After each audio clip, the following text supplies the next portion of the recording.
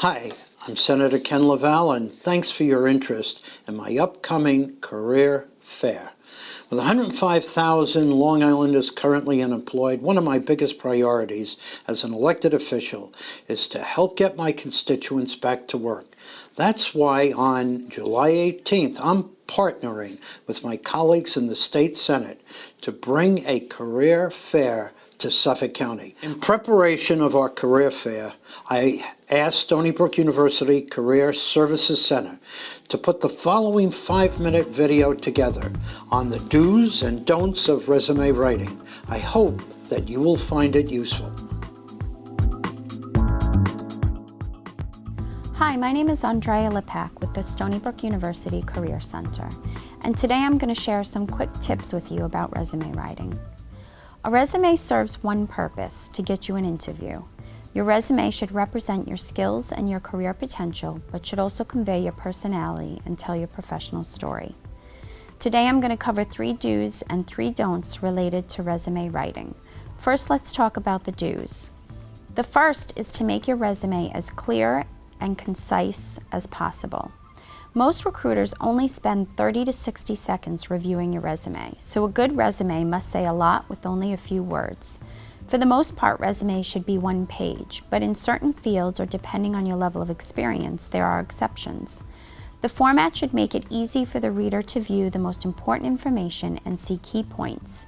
To ensure your resume doesn't look too cluttered, do not use multiple or italicized fonts, inconsistent formatting, or vague and wordy descriptions.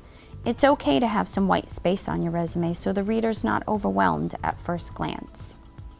The second is to ensure that your resume is focused. A resume should always be tailored to the position or career field you're interested in. Using a generic resume for every position you apply for will not get you far.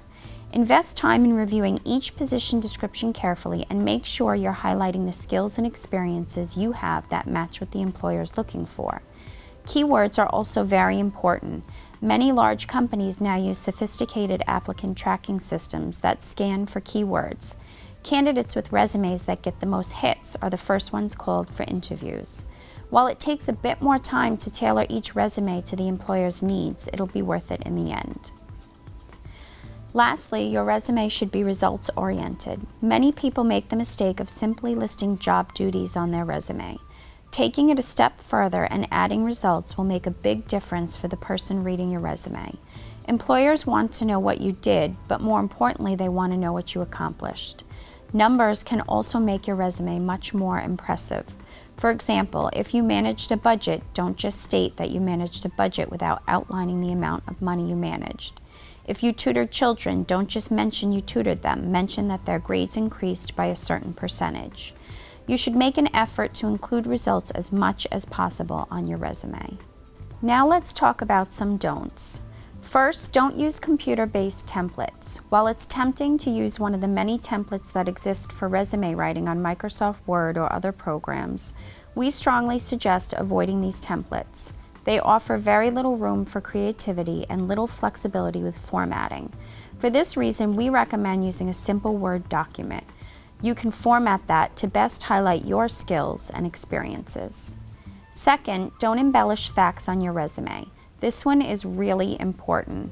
You should never exaggerate your skills or experience. Employers do background checks, and in many cases, you're asked to demonstrate computer and foreign language skills on the spot in an interview.